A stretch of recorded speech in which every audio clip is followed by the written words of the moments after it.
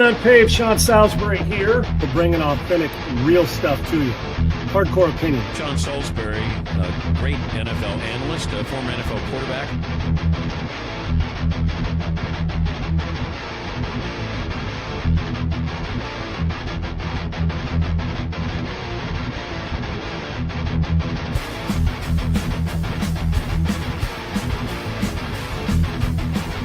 To me, Tom Brady is the GOAT because he's done more with less than any player at that position we've ever had.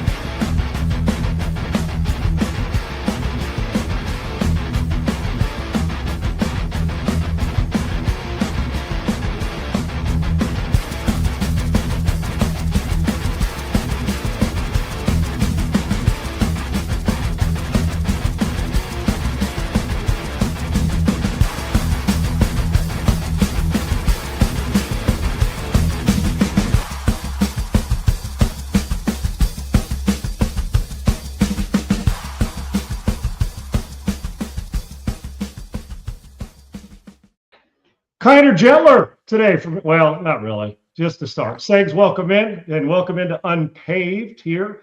Go and like and subscribe to Unpaved Sean Salisbury on YouTube, Rumble as well. Grateful to be with them. Exciting things happening, obviously, with Adam G. Sager on Twitter. I'm at Sean Unfiltered. It's great to be here today. College playoff continues, and we've got a lot to talk about when it comes to college football. You could talk about college football transfer portal in the middle of April, and it's a lightning rod, Segs. There's a lot of stuff to get me going today, and the Jimbo Fisher, and it is kind of rich because Jimbo ain't opposed to jump at all. Jimbo would have capitalized on this as well. His comments on Lane Kiffin that we'll get to. He's not far off. The whole biggest problem with the NC2A portal, the transfer portal, is one, the pussification of the NC2A to allow them to steamroll them and not have any answer for it. That's one. Two is their calendar blows. What it comes down to is Lane just knows how to be the biggest dog of the dogs. Yep. I love it. He just does. The rules allow it, he does it. But with this coaches situation, he's involved in two. Coaches back to Ole Miss, he thought they were going to lose, and you know that to Georgia, Segs. And then the other side with Damon Williams at Washington and Sam Levitt and the whole thing. But if there's a problem, Lane will be in it when it comes to the little bit of chaos, and I think he thrives on that. But he's good. And the whole bottom line, coaches matter, and they matter a lot in college.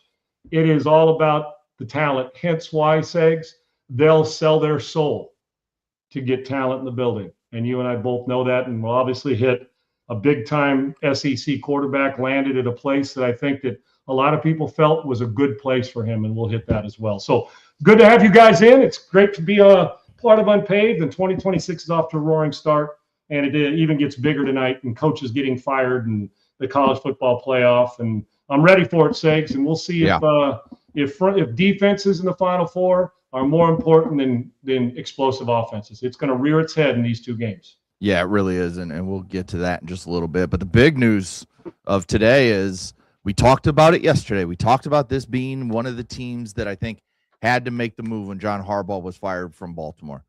It's the Miami Dolphins. They go ahead and they fire Mike McDaniel this morning, and by all accounts, they are going to be one of the front runners for John Harbaugh. I think it really come down to them and the Giants, who can make the better pitch, who can, where does he want to be, has that connection with Miami Dolphins owner, Stephen Ross. The family does. We know, as I said yesterday, they went hard after Jim Harbaugh. Weren't able to get that done, in the mix of the time he was at Michigan and all that stuff going on. So now John Harbaugh is available. Stephen Ross will go hard after him. And the one thing they do have over the New York Giants is that open GM spot. And I do think that's a big deal when it comes to a coach like John Harbaugh, who can bring his guy, and Miami's already interviewing one of his guys, and I'm blanking on the name. I don't have it written down, but they're already interviewing someone that's been with him in Baltimore for a long time. So that pair could make a lot of sense there in Miami. And then if you're the Giants, you have your GM sitting there, but you have Jackson Dart, Malik Neighbors, Cam Scatteraboo, a couple good young offensive linemen. You have a top 3 pick in the draft, I believe it is. So you got some good parts there in New York. So it's where does John feel more comfortable with where they're at, I think is the big thing here. But were you surprised Mike McDaniel was let go this Not morning? at all. I'm not surprised at all. And don't kid yourself. The John Harbaugh's availability put the exclamation point on Mike McDaniel being fired, because most of the time, when the season ends, those coaches, by the time you are into your final game, those coaches, when Arthur Blank and his son hugged Raheem Morris after the game press conference and walked off and hugged, they won the game, they go off, right? Mm-hmm. Raheem Morris didn't know he was getting fired. Arthur Blank and his son did. 4 hours later, they fired him. Do not kid yourself. The evaluation for Mike McDaniel was done before today, just so you understand this. But what helps it, they may have been sitting on the fence. Well, man, do we, pay him? Do we move on? Do we find somebody else? We had an offensive guy. Do we go to a tough defensive head coach? Oh, John Harbaugh's available. Well, this helped expedite the process. I don't know. I don't think it's 100% the reason, Segs, but there is no doubt in my mind. You may not have heard the firing of Mike McDaniel today if John Harbaugh was still the coach at Baltimore. Even though a lot of us thought that halfway through the season, even though they started to win a few games and Mike brought them back and they had some hope as they were rolling along. And he's a brilliant mind. He is. There's some lead. Mike, the second time around, will be better because he's got to understand what he used to do in San Francisco. You got to have that kind of personnel to do it. And he went in knowing their finesse. They played finesse and they get their ass kicked in cold weather places late in the season and against good teams in those situations. And you can't win finesse football. You can't win big games on a consistent basis in the NFL playing finesse. I do think John Harbaugh, the expedited. I do. And I think it edged the decision along. I do. 100%. That's one. Two is with the Giants and the Dolphins. And people can ask, well, what's more important for John? Even if all 7 want it. Let's just compare the Giants and Dolphins. If the GM in New York wants John Harbaugh and champions his cause, does John really need to bring one of his guys from Baltimore with him to Miami? I mean, that'd be pretty cool. If John's your guy and you're bringing him in, you got a couple guys now championing your cause, one that you want to bring and one that's already there. That's one. The young talent and the talent with the Giants is better than the Dolphins right now, the young talent. It just is. So there's that. Now there's weather and there's money and there's future. But here's the difference as well. Who's the starting quarterback in Miami in 2026? No idea. Do you think they have him yet? No. Is he on the roster? No. Okay. And you got one guy you're tied into for $50+ million, and the other one's a late round draft pick who showed some flashes at the end of this year. Will go in, but not enough for you to say, like Tyler Shook has, that he's my guy going in next, to sprint when we go through OTAs and into fall camp next year. So that's because I don't think the Saints need to draft a quarterback. So with that situation, you're saying, okay, the more stability is Jackson Dart can flat ass play. Bingo. And you got Neighbors, and we've talked about that. Segs in Miami, you're like, well, this guy's been hurt. Tua's got a pop gun arm, but he's really good if you keep him upright and throw. But there's some ifs that surround him. Well, there's ifs that surround Quinn Ewers, as there was at Texas, the fluctuation from a first-round guy to a late-round pick. So where are you? So if they don't, if you're John Harbaugh, what's your plan if you go in and Miami says we want you and they're going to pay him a bunch of money? Is John thinking, okay, how do I win in the next 3 years? And that position is going to be epic. Will there be a plan for them to go and get somebody that gives them a chance? And Dr. J, you're exactly right. It's one name that came up to me first this morning when I was thinking about John Harbaugh going to Miami. Would Mac Jones be enough? Did you see enough in place of Brock Purdy to go in there and do that for Miami, even if it's a holdover, a stopgap? Or if you see, this guy's a former first-round pick. I like him. We'll see. So both situations, John probably going to have the opportunity to be coach, and it may not stop there. Like I said, sneaky teams that may jump in. Tennessee's got some. There's some, I don't know. I'm just a little intrigued with Tennessee's future because I do like Cam Ward. There's a lot of growth there. But in those two, the truth is, Segs, I tell recruits this all the time. Don't just go where you love them. You got to go where they love you. And So, some guys want to go to a place and a coach recruit them, but you love them more than they love you. That can be a problem when they replace you as a player. But if they love you, hell, more than you love them, there's a little security blanket there. So listen, the best of all worlds is find him a quarterback in Miami, get yourself some good draft picks, be busy this offseason, take the guy who knows every move you make from Baltimore with you and go get the job in Miami. And if Stephen Ross wants him that bad, that's exactly what you better damn well do, or you're going to miss out on another fucking Harbaugh. Okay? And with the Giants, listen, Joe Sixpack right now may not want the Giants job, but the talent there and the ability to move forward is there. It's a better job with the players on the field than we think. It's just there's a lot of dysfunction going on that they got to fix in both New York teams. So, John, and you know what, Segs, I don't think 2 teams is going to be the only 2 for him. He is going to be the prize catch of this for sure. search. But, and we say to follow the money trail, brother. One offers 7, the other offers 10. Guess where he's going? I'm talking about per year. So, but it's a good position to be in. And then, because of the problems of leaving Baltimore, we find out that he did not want to get rid of Monken and people in-house and Lamar wanted to get rid of. Yet, think how quickly disrespect or your star falls in pro sports. Cliff Kingsbury last year was the bell of the ball, brother. Jaden Daniels, this year, they run him out of the building. Bad year, a lot of injuries gone. You take a look at, what did I just say? Todd Monken. Bring him in. Lamar's been MVP under him. They roll. Somehow, some way, it's got sideways. All those injuries. Now Todd Monken, they wanted him out, wanted to move on. John was being loyal to his coaching staff. Bam, they're both out. Mm-hmm. So does John take Monken with him down to Miami? Who knows? The whole thing is, and most coaches make a decision, what kind of money, what's the front office and the support for me look like? Just like college coaches do with ADs and the presidents of the school. Right. The GM, who am I tied to? Personnel, draft picks, but who's under center?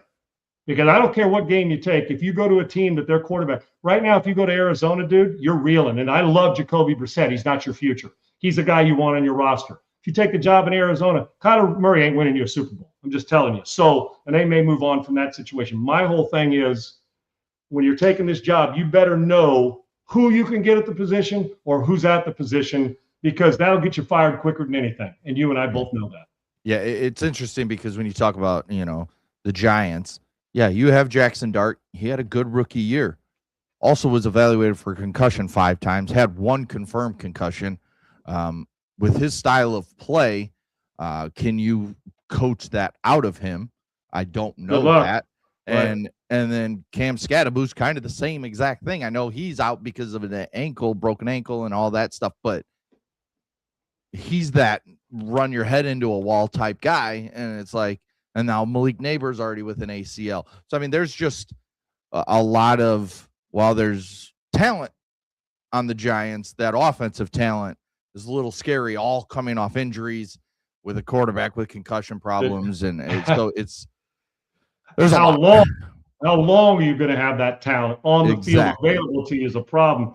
And try to coach some of that stuff out of people like Jaden Daniels, Jackson Dart, the guy that's like, dude, you've proven us you're tough. Dude. Stay up. We need you on the field. I don't need you handing out Gatorade as a backup quarterback because you're in street clothes because you got hurt. And Dr. J, 100% correct to continue how quickly you go from big money and security to insecure and legacy tarnished by some. Pete Carroll's been there 1 year out. Now people say, well, is the game passed him by? I've already heard that. 1 year with a shitty team and an organization that's been Mickey Mouse for a bit now. And then you take a look, as he said, Bill Belichick. Now, this is self-inflicted by Bill. Goes from there to North Carolina, and all the distractions that creep in. Here's the greatest coach, arguably, of all time, and his reputation and legacy has taken a hit. Listen, when they say not for long, it may apply to coaches more than players now when it comes to the acronym, the NFL. So, but that early quick hit where you get paid and then they fire you and you get 4 more years of 4, 5, 6, 7, 8 million a year, we shouldn't feel sorry for them. And I don't. But it's part of the business, and you know it going in. Yes, for sure. All right, moving on. Jimbo Fisher was talking about Lane Kiffin. Lane Kiffin has pulled 2 of the assistants that he allowed to coach last week against Georgia with Ole Miss. He's pulled them back to LSU. That's tight ends coach Joe Cox and wide receiver coach George McDonald. OC Charlie Weiss Jr. and running backs coach Kevin Smith will stay with Ole Miss for the game tonight. Jimbo Fisher, former Texas A&M, former Florida State national champion head coach, talked about this, and we have the video. So let's hear what Jimbo Fisher had to say about this. It's selfish. That's what it is. It's stupid. And because here's why I say that. He wanted to coach and thought he didn't get his way. So everybody get on the plane with me, you don't have a job. All right? And he makes them all go. Then he gets down there and takes a PR hit because it looks bad that you really don't care about the kids. Then he says, okay, you can go back. But here's where he screwed up. He thought they were going to lose. He thought they were going to lose to Georgia, Exactly. and then the portal thing was all over with, and it was going to be all over with. And he said, "Okay, I'll look like a hero." Yeah. Now he's got egg on his face because the real Lane came back out. You know what I'm saying? And if those guys were allowed to coach a first game, they should be allowed to coach a fourth. Because those kids are doing something that you get one time in your life to ever do. Literally. That team and those guys one time. And as a coach, listen, I know I've left a job. I get that. But if you took them on and said they're never coming back, that's fine. You set the rules of the game.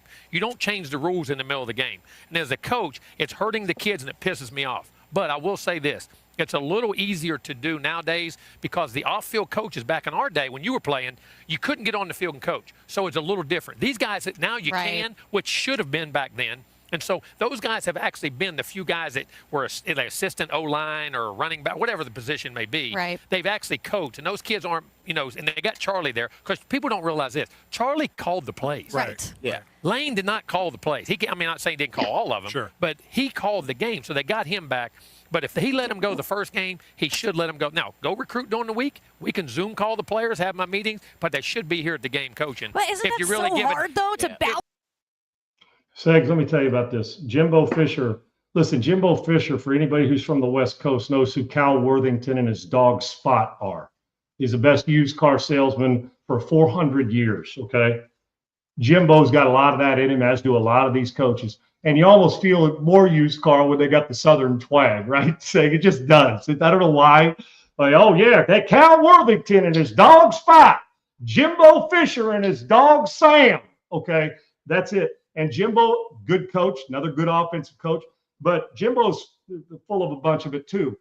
Because Jimbo sees a lot. I can tell you this. There's a lot in Lane and Jimbo. They're the same, even though they're different. Does that make sense? Jimbo's not far off here. And this is, like I've said before, this is saying something about a guy I love and I've known a long time in Lane Kiffin, and I do. But listen, it's the calendar that screws this up. We know that with the transfer portal. That's got to change. But here's the way I think, and here's another thing that pussifies the NC2A. We should have a rule in place that if you take a job and move on, like Lane did to LSU, and you decide to let them coach in the playoff, they stay until the team's eliminated. Yeah, it's all or nothing. That's where he's 100% exactly right. And Jimbo's right. Lane thought, like most of us, that Georgia was going to beat Ole Miss, and it was going to be a 1-week gig, 10 days or whatever, the difference between the two, and he was going to get them all back. And I do think it's weak because you told those kids at Ole Miss, and I'd be saying this whether it was Jimbo, Bill Belichick, my brother, or me, you told the kids at Ole Miss for years, our goal, win the conference, win a national championship. We're good enough to do it. I love you guys. When you recruit them, you're coaching, sweating, blood, sweat, and tears with them every day. Oh, I got to go coach at LSU. Now, listen, we know Lane. Lane's got his eyes towards a bigger job all the time. Doesn't make him bad. Listen, Lane's doing a better job at the portal and buying into it. The head of the snake, he's doing a better job than a lot of the other snakes. They're not as good at it as him. So you can hate him or not. Right now, Ole Miss hates him. LSU loves him. Flip the script. If he'd have never left and was doing this and went the other way, LSU's fans would hate him. Ole Misses would love him. If he kept there and stayed there, they shouldn't have let him coach. I wouldn't have either as a head coach. Fine. And if he wanted at the time to take all of his assistants, fine. Stick with it. Move on. Go. You don't have to kiss anybody's ass at Ole Miss. You did some good things there. Coached them great. Move on. People move on to new jobs all the time. But when you, give me this one, take this one back. I'll give you this one. Oh, it's feel good. Ole Miss loves me. Man, it's cutting into my recruiting. Well, he's doing a fine job. Just go steal a guy from Washington, pay him a bunch of money when he's already under contract. So you're involved in that as well. Love Lane, I do. But Jimbo Fisher is spot on. That this is exactly right. And the NC2A needed to step in. The kids that are getting lost in this, just like I always say about the fans don't get a seat at the table. Now listen, I'm not talking about all time the kids and the players. I don't like what the Washington kids doing. I think it's weak, and I'm on Washington's side on this when it comes to not letting him out. I just wouldn't. You signed, you did it. There's going to be accountability and a price to pay if we do.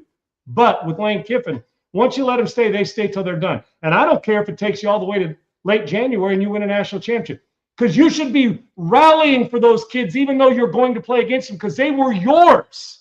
That's what I don't get. To me, it's almost like having the kid and you raise the kid for 5 years and all of a sudden just say, hey, man, stay here. Stay at the house. There's groceries in the refrigerator. I'm going to have my brother watch you while I go recruiting. And then you take your brother away and hope a 5-year-old that you've been with for 5 years can fend for themselves. Yeah, I know that a kid and a home, and you get my point on the analogy, right, Segs? You raise them and you're there, or getting a dog. Love the dog, all of a sudden dog. And then it becomes inconvenient for you 5 years into raising a dog. You go and get him, you rescue him. 5 years in, he's home, he's secure. And then you go stick him on a doorstep of a doggone rescue club because it's inconvenient now and it's getting in the way of your career. No, you got it. You stick with it. Okay? And you raise that dog and quit being a coward-ass pussy to do it. There's no difference here. But you're dealing with human lives. I look at dogs as they're humans anyway. You told those kids when you recruited them you were in for it. You left for a better job. They can leave the portal for a better job. But you're in a national title hunt. And you were into that up until you left. And then to poach the coaches, give them, and then poach them back, to put Ole Miss in this mind, you still would have been just fine by recruiting during the week and letting you. And it's a tough task. Oh well, Charlie's got to do it.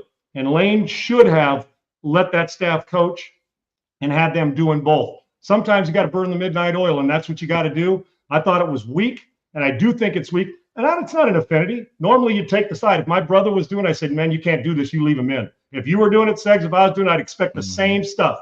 Lane can handle it, but I'm just telling you, he didn't think it was going this long. And you and I both know he's just better at the calendar than everybody else because he knows how to do it. But Ole Miss's players got fucked in this. And the truth of the matter is, now that I see all this, no disrespect to Miami or Oregon, or who am I leaving out? Miami, Oregon, Ole Miss, and what's the other team, Segs? Indiana. Who? Yeah, Indiana. It's hard for me not to pull for Ole Miss considering the circumstances. It really is.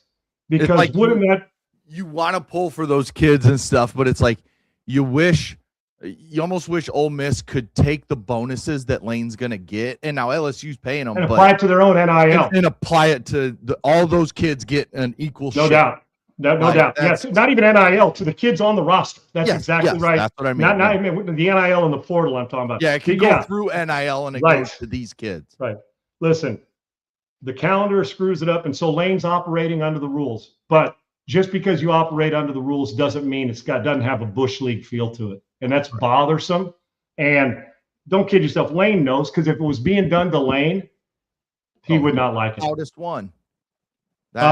He'd be the loudest one talking there about is, it. There is no doubt. So, to these players at Ole Miss and to the coaching staff, and now you got an assistant that's going to have to, the guy who's been helping out now is going to have to be the main receiver or main running back or main defense, whatever is available. But I think the toughness of Pete is going to help them. I just think that the way they went about their business, if you didn't like Lane Kiffin at Tennessee, even though he did phenomenal work at Ole Miss, you probably hate him worse than the Tennessee fans hated him when he left. Yeah. Well, and more on we talked yesterday at length about the Damon Williams situation involving Lane Kiffin.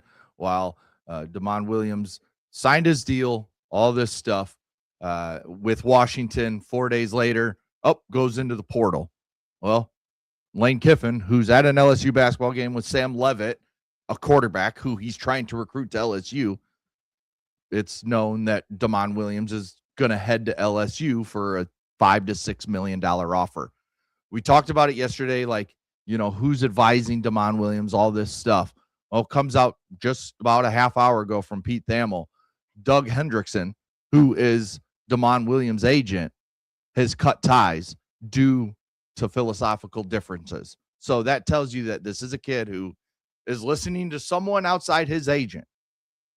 I don't know if it's a family member, whoever it is, friend of a family, somebody is in his ear telling him, dude, go for the money, go for the money. It don't matter. Nothing else matters. Go for the money, go for the money. And the kid listened. And maybe it's the kid's own decision. And that tells you where this kid's mind is. But it is telling that his agent has cut ties with him because he's about to get $6 million maybe, and you're going to get a chunk of that. Probably would have got 4 or 5% of it. Yes. So, I mean, that's a lot of money to give up. And you don't know where he goes on after this. If he goes to the NFL, you'd be his agent and all that stuff. It's crazy. Well, it tells me that the agent's got more character and yes. more character than the players. Yes. And that's hard to find at times, brother. I'm just telling 100%. you. It's a sleazy business. There's some good ones and there's some shitty ones. Segs, listen, people quit sugarcoating this. Well, let's protect the kid. We'll always protect the kid if the kid deserves protection. Right. But I'll protect you because there's about 100 other kids on the roster that were counting on him next year to help them win. And he signed a contract. We are advising people to do stuff that down the road, while the money is there, I understand why they want the money, but he's going about getting the money the wrong way. He's getting plenty. Yeah. There still has to be rules, laws to live by, and protocol in place to protect both. If I'm the agent, kudos to him, because this obviously tells me they negotiated a deal with Washington to stay. He turns around and okey doke because a friend, a family member, or him woke up and said, hell, screw that. I want $2 extra million. I'm gone. I wouldn't want him back, Segs. I said it yesterday. If I'm Washington, I'll replace him. He's a good player. I don't think he's the best quarterback in the portal, my opinion on what I've seen. Good player. And LSU, Lane may turn him into a superstar if that's where he ends up. But if he doesn't, then the whole different ballgame. But this is as blatant a slap in the face as there is when the agent says, we are leaving when you know there's a bunch of cash on hand. The agent did what the player didn't. Cash in his pocket by just moving to LSU and making a percentage of $2 million more possibly if that ends up being the case. Could have made more. It tells me the agent has the kid's best interest in mind, not the money. And so does the university. And he committed the university. And I'll tell you one thing I hate about quarterbacks. If they're indecisive off the field, they are shitty indecisive on it. I'm just telling you, it carries over. So to me, I don't have 1 ounce of, I don't care. 4 million is a lot of money. 6 million is a lot of money. I understand why families or kids change their mind just like coaches do. But there's also got to be something in place that life isn't always fair. Sometimes you make an investment that yields you, it gets you $1 million return, and sometimes it gets you a $200,000 loss.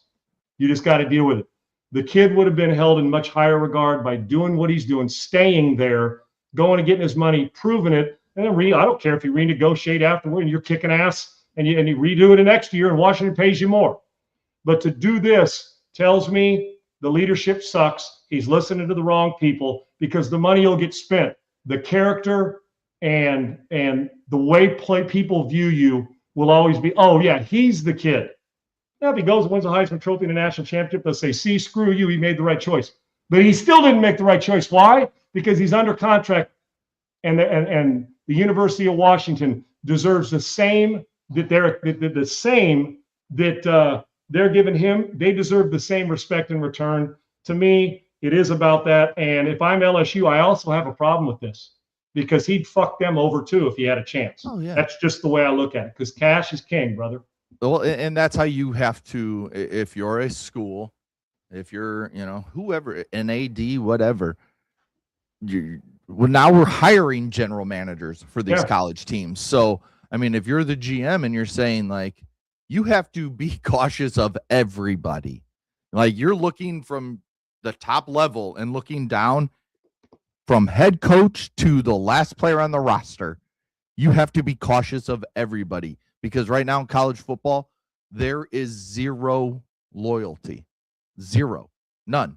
And that's the problem that I think a lot of fans are having. A couple other layers to this. Hendrickson is Jed Fish's agent as well. So obviously he's making his choice. Well, that's almost conflict of interest, even though I understand. I mean, Hendrickson removing himself, but maybe somebody was in his ear too saying, well, if you represent him, I'm leaving you. So yeah. I'm not calling Doug Hendrickson a saint at all because that your quarterback and your head coach, the same agent, and one's in the transfer portal, one trying to leave under contract. There is a definite conflict of interest in that situation. And what the agent did, he just chose who he thought was going to make more money over the long haul and what he thought. Right. And it may be also the character part of it too.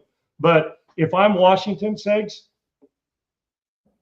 I don't care if the kid ever plays another down again. I'm not letting him out of the contract. Yeah, I'm just not.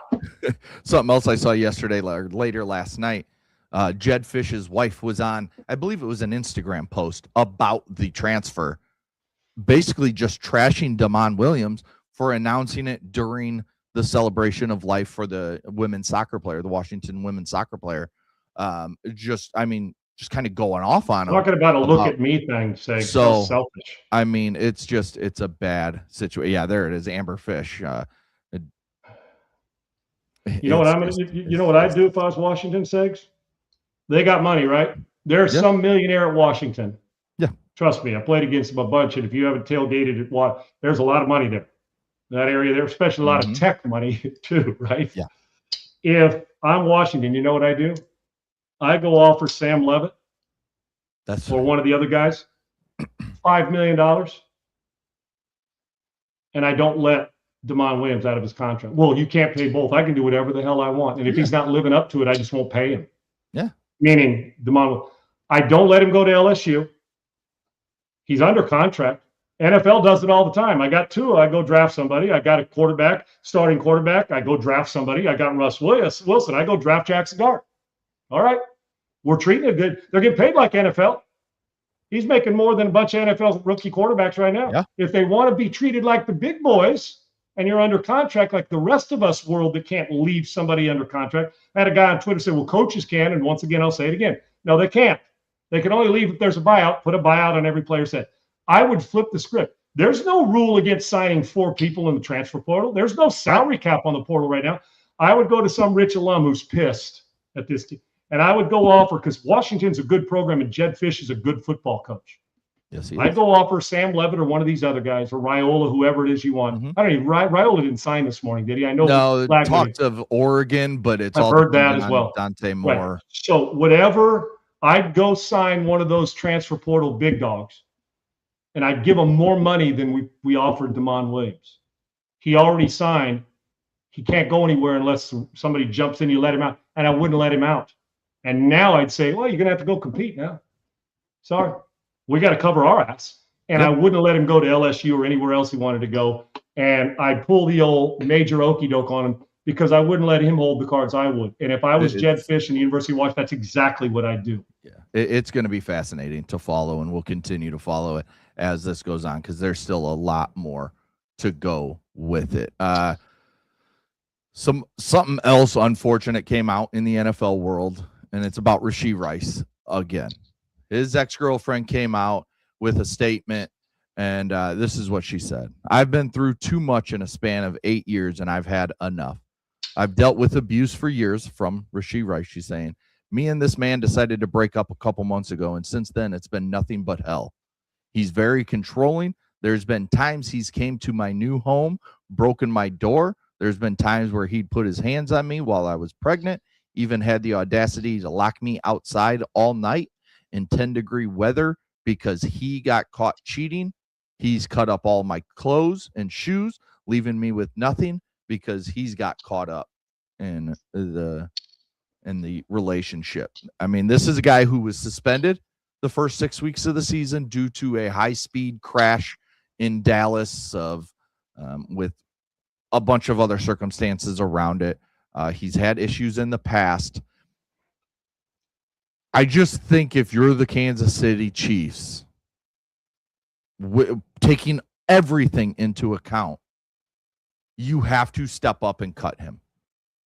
You've had too many issues in the past when it comes to Kareem Hunt, who you got rid of. I mean, there's just so much. Tyreek Hill was part of that. Tyreek Hill, yes, 100%. Even drafting him after everything that he went on with him in college. Andy with Michael Vick in Philadelphia. Yep. Andy is known to be the great second chance giver rehab guy. And I applaud him for that because some do. Segs with this, and I want you to finish too your thought.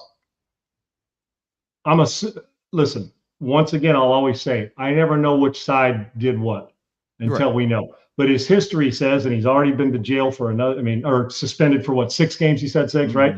He's a hell of a talent, but I don't care. I always ask this, is the talent bigger than the problem? This is a bigger problem. And anybody that puts their hands on women, kids, animals in an abusive form, I have no, he's a turd. I don't know him, but judging from this, now I don't know what she does. And if somebody comes on here and says, well, she talked shit and baited him. No, that's not enough to bait anybody put their hands on you to do. If this is all true and it stands up, you're exactly right. He's, while a hell of a talent, what was their record this year? 7-9 or 7-10? 7-10, something or like 8 that. and 9, something like 11. Yeah, right. So with that, Segs, yeah, they weren't good enough, so nobody cares about their record. Right. Non-playoff. The one guy's talent didn't take him to a whole new level. Listen, they'll be good enough to find something else. He is, and the NFL obviously has to look long and deep at this. I just don't understand, when are we going to stop coddling these shitty ass human beings, not just athletes, these shitty ass human beings in society and in sports who abuse people. I can't.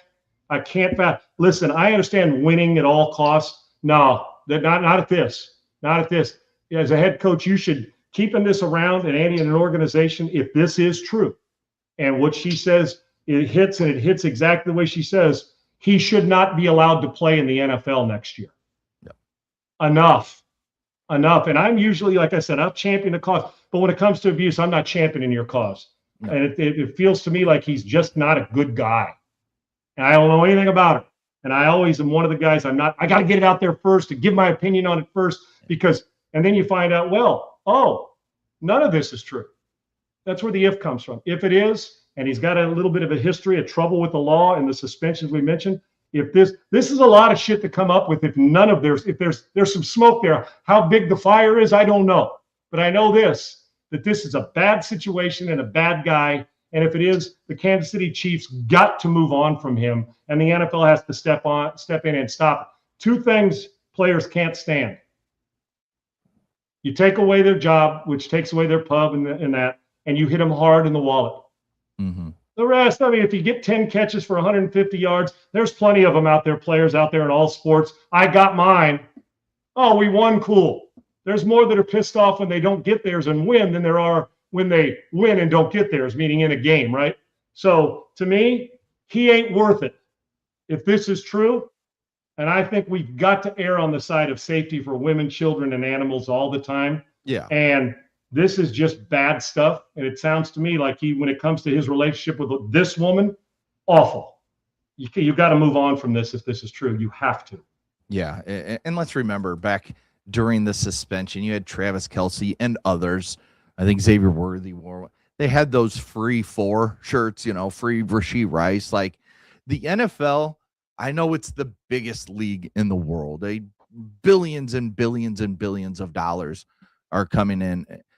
But man, a lot of these guys in this league are really fucking stupid. But in the end, Sean, they don't care, because they know, especially when it comes to a Rashee Rice, or when you're really good, a team will give you a shot. No matter what you've done, a team will give you a shot, because a coach knows that he needs to get the best players to win so he can keep his job. No doubt, Segs, 100%. Until the NFL comes down harder on these type of guys, the coaches are going to continue to do this, and the league will continue to look stupid.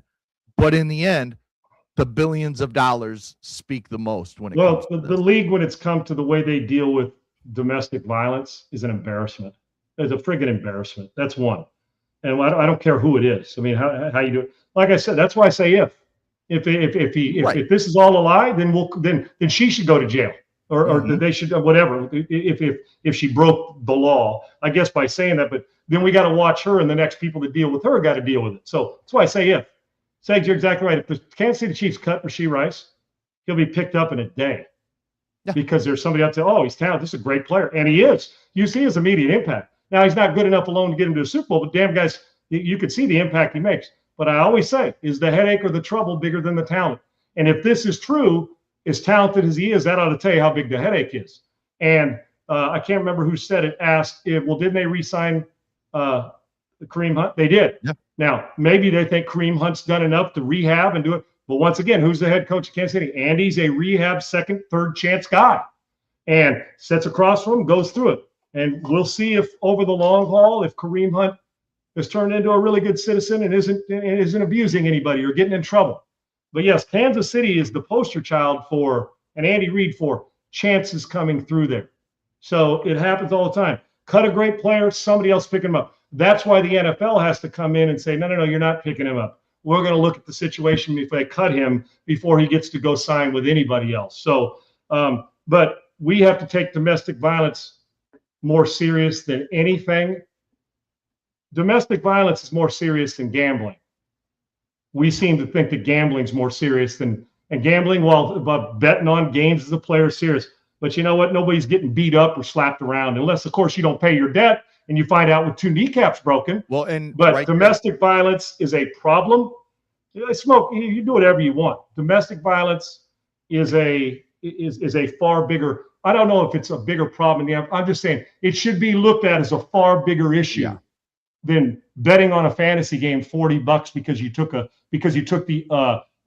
a player to catch 120 yards in a game. I know that's serious, but we can't just, it's domestic violence, I'm sure it'll work itself out. No. We got to err on the side of protection for those that can't protect themselves. Well, and Sean, you say it perfect when you talk about the gambling versus the domestic violence, that type of stuff. One is about the integrity of the game. And that's why the NFL is so worried about it, because it's all about the integrity of their game on the field. The other one, it's like it should be the integrity of your league, but it's not looked at that way. So for whatever reason, until somebody, maybe it's the next commissioner, because this commissioner hasn't done enough with these guys. Maybe it's the next commissioner, whoever that may be, comes in and takes a hard stand, and they against these type of accusations, and if found true, you come down hard on these guys, and that'll help the integrity of your league. Right. And Dustin, it is hard to say if when the track record says done it. Yes. But I can't go by track record. Right. I mean, we can speculate on track record, but it's still got to be a standalone issue on this case with this woman.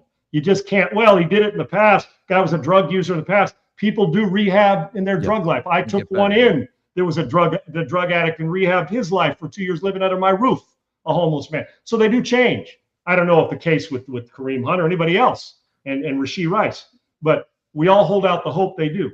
But Segs, I want you to think about this. In baseball, you gamble, and we're seeing it, Clase, and they'll ban you for life. Pete Rose, you to get back in, we saw Pete Rose. They waited until he died before they reinstated him, right? Yeah. And how long's that been, Segs? Think about this. You can get for life. You can punch a girl in the face and be playing the next year. Mm-hmm. Now you tell me what's more important to the rules makers in the NFL. Just by that setup. I'm not condoning you betting on games that you're playing at all. I'm just saying when you compare the two, Segs, $100, you're a player. You bet $100 on a game or $100 on a game and you get yourself in trouble. What's more damaging to others? I know it's damaging to you, but you're betting on your team to win, not lose. Bet $100. They kick you, they suspend you or kick you out for a while, or 8 games or a year. You punch a girl in the face, they'll treat it like you took a drug. You get 4 games or 6 game suspension in some cases, and hopefully you've rehabbed in 6 weeks. Get the fuck out of here. Yeah. So to me, I don't care what anybody says. I'm not choosing sides. That's why I say if. But if he is found to have done this and the Kansas City Chiefs keep him, then shame on that organization. 100%. All right. This is a topic that I find very, very interesting. And Stephen A. Smith brought it up, but it was something I wanted to talk about here at some point in the next couple weeks. You know, we got so many games in the playoffs, college and pro. But Stephen A. Smith talked about Dante Moore going to the NFL. We have the video. Here's what Stephen A. Smith had to say about Dante Moore in the NFL draft. Number two, let me say this, and I'm damn near serious about this. I'd eat something to provoke myself to have food poisoning where I'm like garbage before I play for the Jets. I'm telling you right now, whatever I could do to be alive and be okay in the end, but to ruin their thoughts of ever wanting me on their roster, I would do. And damn it, I'd go back to college before I play for the Jets. They are a football atrocity. They are awful. I mean, straight garbage. I am a black man that is consistently pushing for opportunities for black coaches throughout the years. I have done that. It's gotten a lot better than it was in the past. And I'm saying it hurts me to say this, okay? Ain't no way in hell Aaron Glenn should still be the head coach of the New York Jets. Well, first off, I don't have any things I haven't said in a while, but I have a lot of respect for Stephen A. Smith and his grind. Dude, he works. And I do like him. But it also, why would I care what he says? If you're Dante Moore, do you really give a shit what his opinion on whether I should stay or go? If you're using Stephen A. Smith to decide your future, or me, I can give you my thoughts of that. But if you're telling me you could be a top pick in this draft, one of those type of guys, and you're not going to go to do it now, if you want to say don't draft me and do the John Elway thing or the Phillip Rivers and Eli Manning, that whole thing, fine. You reserve the right to do that. But if Dante Moore were to make a decision based on a guy who sits on a morning national TV show, and he says, I mean this damn near serious. So is he joking or is he serious? That's the way to cover both, because now he can come back and say, well, I was kind of joking. And I don't know why Stephen A. had to I'm a white man, and I don't think Aaron Glenn should be the coach either. I don't know why white, black had anything to do with this comment. The Jets suck whether Aaron Glenn's the coach or not right now as a team. And I got news for you. They weren't good with Robert Saleh. Now they got worse. They weren't good with Robert Saleh. They haven't been good. And guess what? The first year, next year, they're going to be shitty with the next head coach for a minute too. I don't care if he's white, black, or somewhere in between. It doesn't matter to me. I just don't understand the narrative of, well, I'm a black man. Yeah, we didn't know, Stephen A. We can't tell. We see it. Of course you're right. I'm a white man that says, if you're not here's how I'll do it. I'm a white man that thinks the Jets need a new head coach, and I love Aaron Glenn. I'm also a white man that says, Dante Moore, if they draft you and you go to the draft, they pick you in the first few picks, you should go. Most players I know want to go change a franchise around. They don't want to sit there and wait till the franchise is good, and they're not any good. And Stephen A. is 100% right. They are atrocious. He is 100% right. But to tell a guy, because we've seen players come in and change the course of a franchise that was really, really bad. So I'm not sure, and I'm laughing because I don't think Stephen A. Smith's racist. I don't. I think everybody always goes with hot buttons to push. This isn't a racist comment. He's just saying, as a black man, but I don't know why I'm judging a coach on the color of his skin if we're going to take this layer from Dante Moore to Aaron Glenn. I'm not judging any coach by the color of his skin, from Brian Flores to Mike McDaniel to Cliff Kingsbury to any of John Harbaugh. Judging them, can they coach? Do we get better? Are you a great leader? Do you make men better?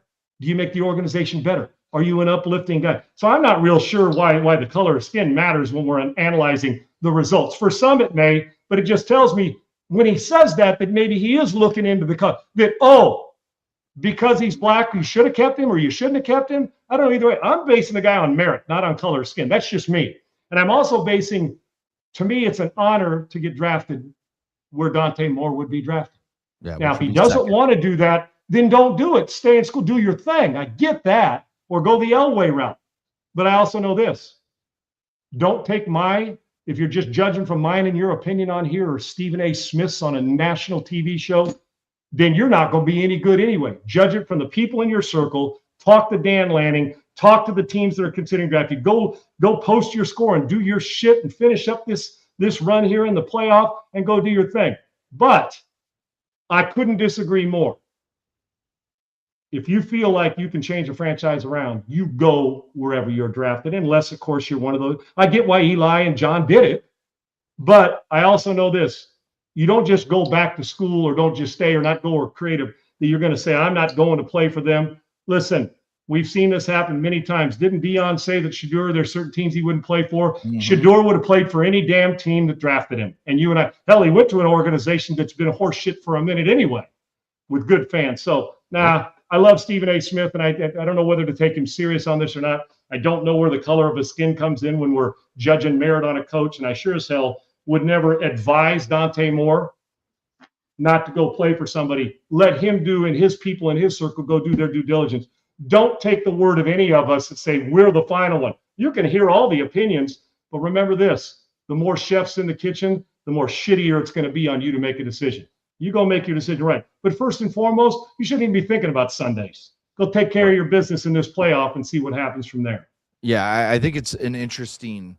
I think it's more interesting from the standpoint of where college football is, and we'll get to Garrett Wilson, Jets wide receiver. He took offense to everything Stephen A. had to say about, as he should. The Jets are. He should, yes, and he's upset with how he characterized the New York Jets, but also the New York Jets are currently the laughingstock of the league right now with the way things are going, with the not getting an interception. Another team that believed in Justin Fields. I mean, we talked about that when he went there, or when the season was starting. Like, Justin Fields is not that guy. So, I mean, I get from the standpoint of looking at college football, if you're Stephen A. Smith, and maybe if he worded it this way, hey, you can stay at Oregon, you're one of the best quarterbacks. You might get $7 million to stay and play another year, and then you take a chance of next year. Okay, you make those decisions, not a national analyst, Segs. That's my point. Yes, and here's so another thing. That's where it's interesting from the college standpoint right now, where the money part is. I didn't know if you knew this. Well, I shaved the porn stash, by the way. I realized early. I was going to wait to bring it up. Right. I'm a white analyst. You know that, right? And I think the Cleveland Browns should have moved on from Kevin Stefanski. Now, I just want you to know that. Okay. I'm not sure if I kind of. We'll make sure everybody knows. That I'm a white analyst, and I think Stefanski should have been out of his job there. But I'm also a white analyst that if I was a general manager, I would interview Kevin Stefanski because I think he's good, just like I would interview Raheem Morris.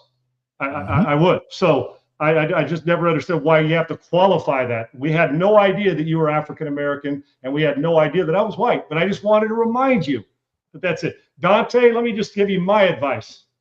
Have a blast in the playoff. You play great. I always tell high school kids, take care of Fridays, Saturdays will take care of themselves. You take care of Saturdays, Sundays will take care of themselves. There's no need to make this decision right now. Go play, and sure as shit, don't do it by some guy you heard on a talk show. Talk to your people. Yep. And that's me saying something from a guy I love his grind, and Stephen A. Smith, but I don't agree with this at all. I'm team Garrett Wilson on this one. Yeah, I like that. All right, tonight, first of the college football playoff semifinals, we got the Fiesta Bowl. Miami and Ole Miss travel out to Arizona. Miami is a 3-point favorite over Ole Miss. We know Ole Miss is don't have their full collection of coaches because, as we talked about, Lane Kiffin took a couple back, but they still have Charlie Weiss Jr., who's calling the plays, Kevin Smith, who's been a big part of the offensive staff all season long.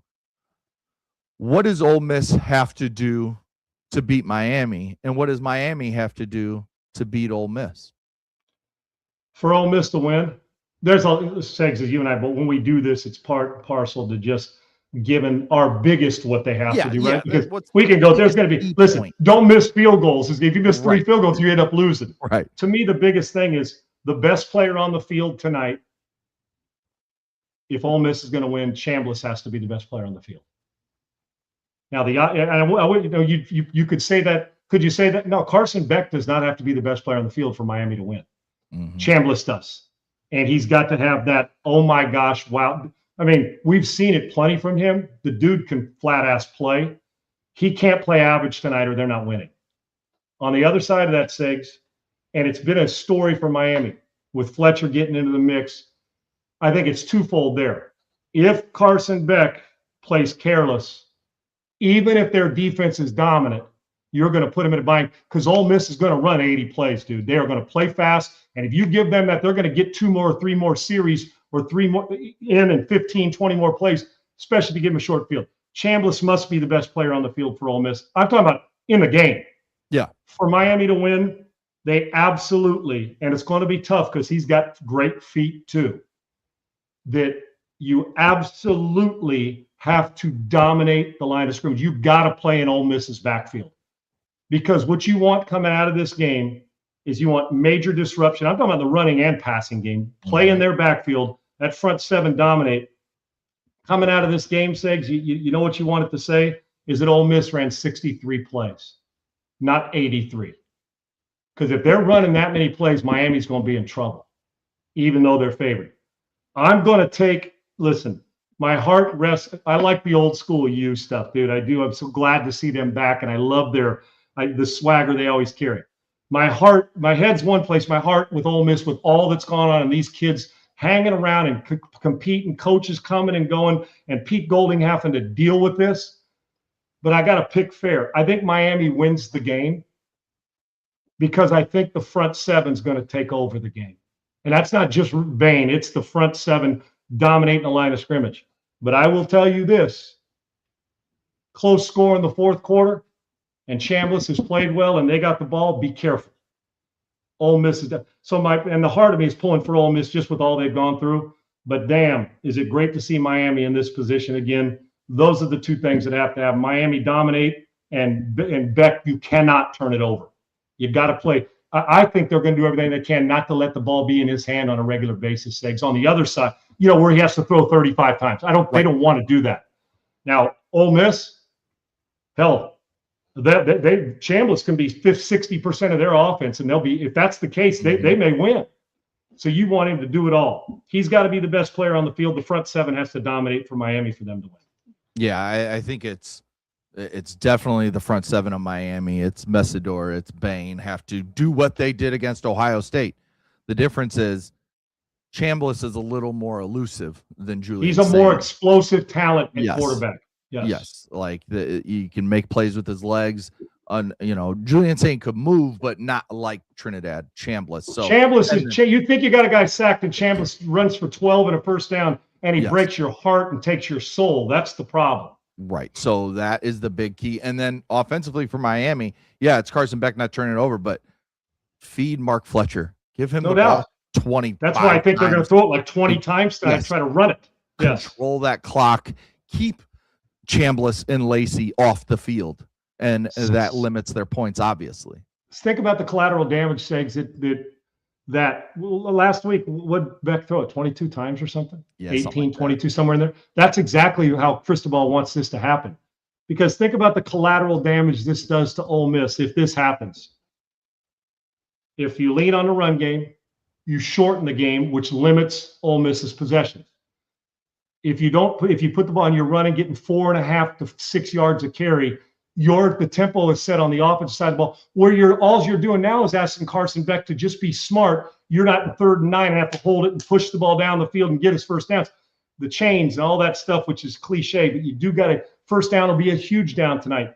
But the collateral damage of less problems with Carson Beck if you throw it less, more possessions for Miami and less possessions for Ole Miss if you are winning on first down and speeding up the game and keeping it in bounds and not throwing as much. And then you take the ball out of Chambliss's hands, and you also now, if you have a lead and aren't playing from behind, allow what? Your defense to tee off. Everything says front 7 Miami win the game. That's where it's got to happen. Which in turn, then if you're Carson Beck, you're thinking, damn, all I got to do is make sure I don't put him in any kind of bind and we're going to be fine.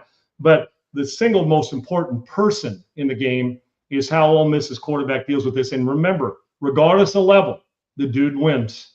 The dude knows how to win. Tonight will be his most important one to date. If Ole Miss can jump out to a lead, especially if you get like you got to make Miami chase. Yes, 10 to 14 point lead and make Carson Beck have to throw their way back in.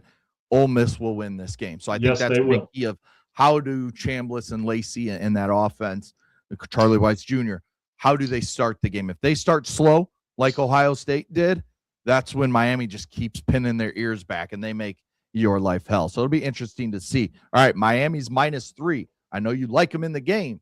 Will they cover the 3?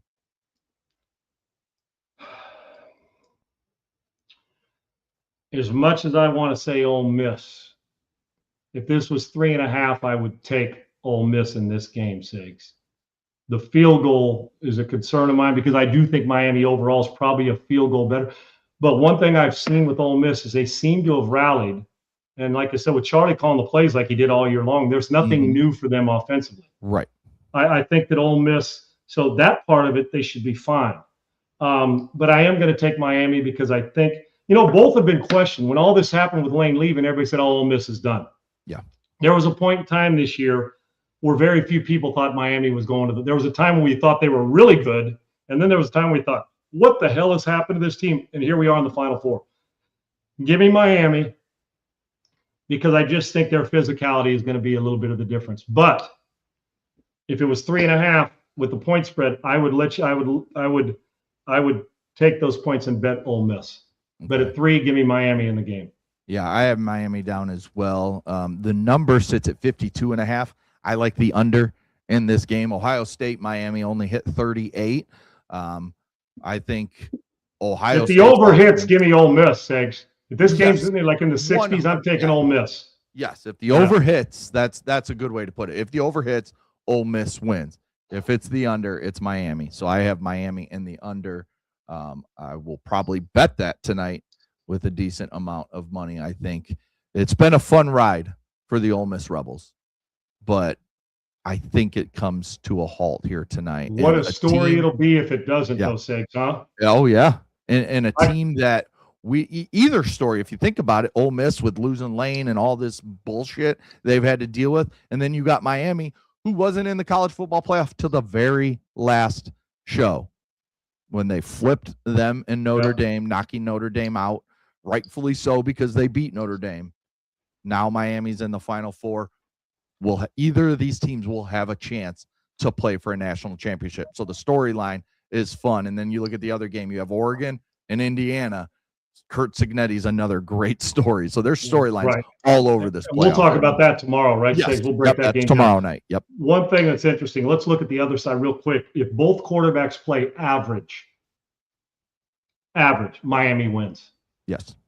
If both of them just kind of come out like, or if Beck plays decent and Chambliss comes out and he played average, Miami wins. Yes. If you look at it and there's 2 turnovers on Miami's side and Chambliss plays like a monster, now Miami's in trouble. But if both play, Miami's more suited to deal with bad quarterback play in this game than Ole Miss is. Big time.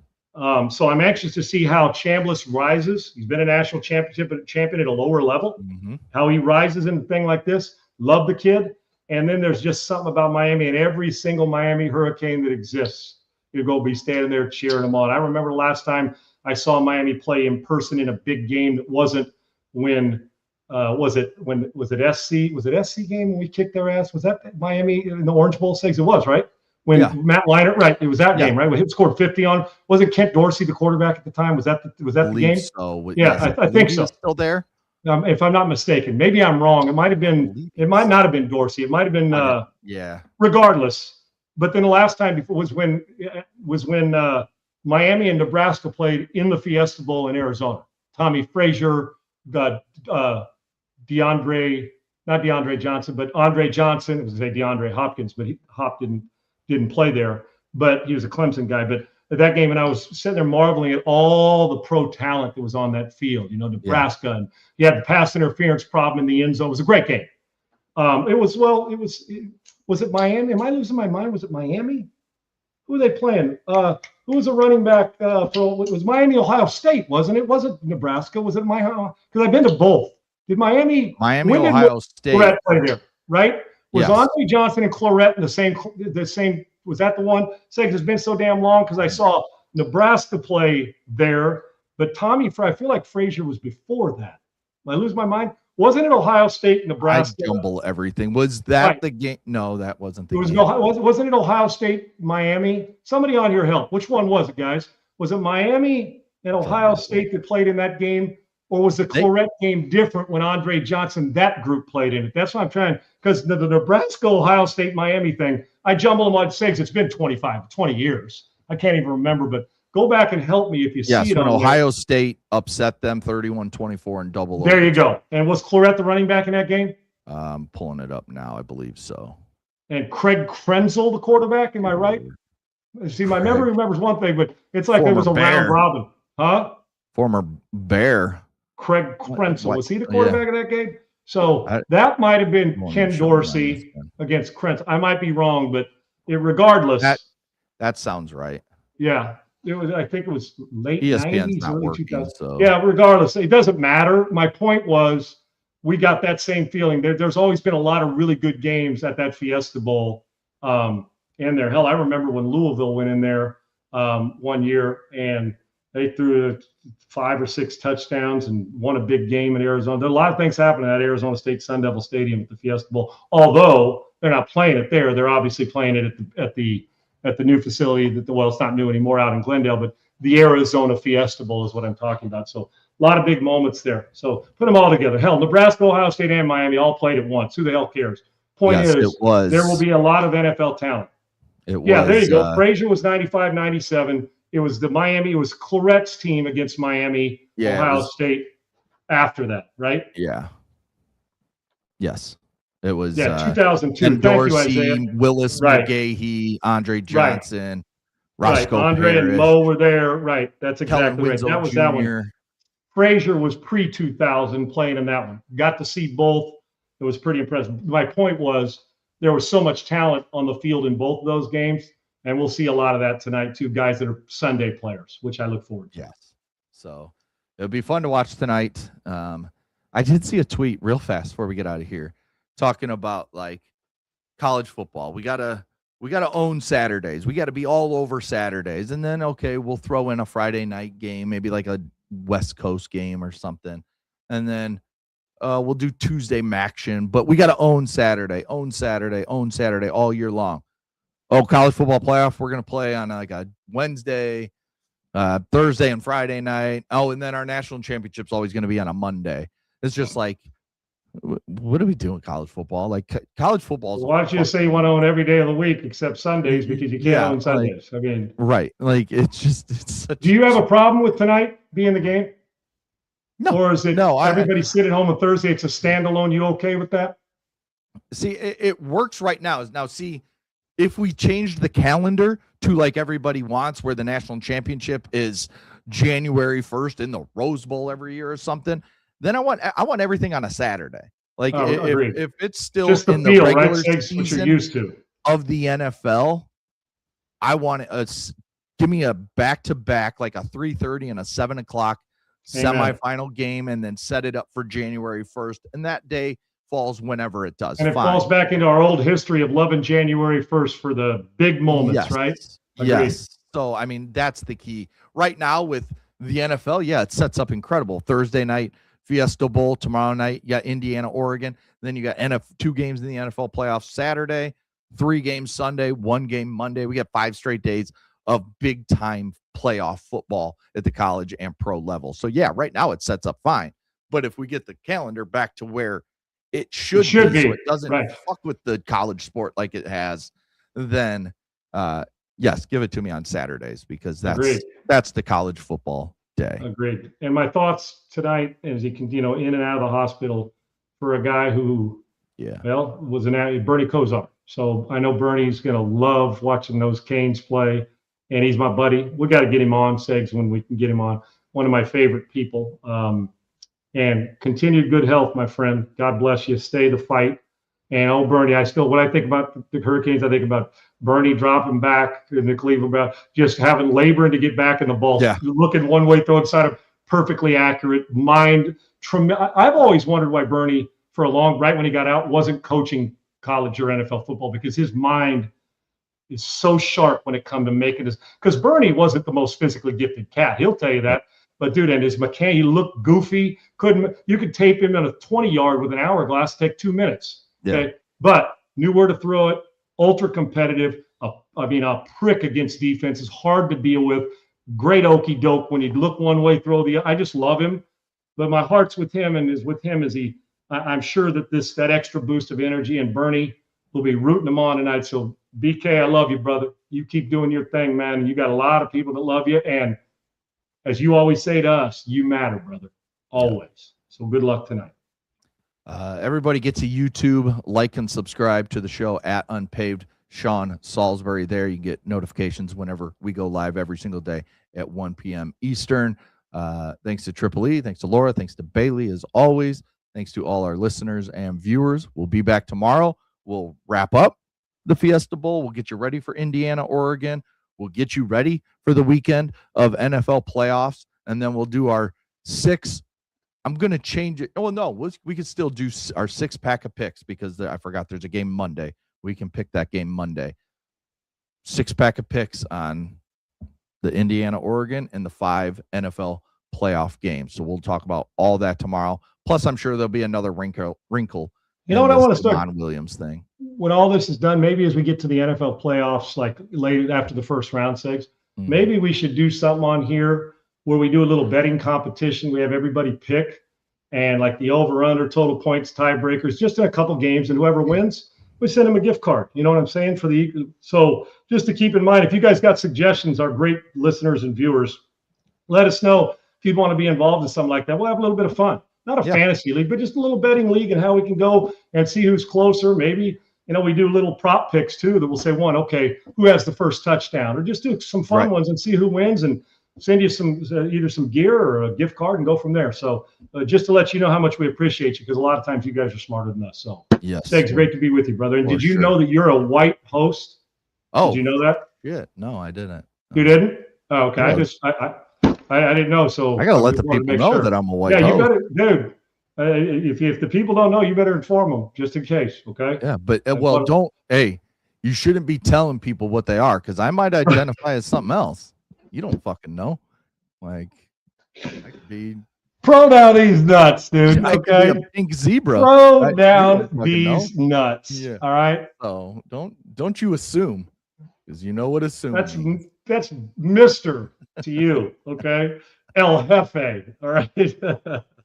We'll be back tomorrow, 1 p.m. Eastern, noon Central. We'll talk to you later. Peace. Unpaved, Sean Salisbury here. We're bringing authentic, real stuff to you. Hardcore opinion. Sean Salisbury, a great NFL analyst, a former NFL quarterback.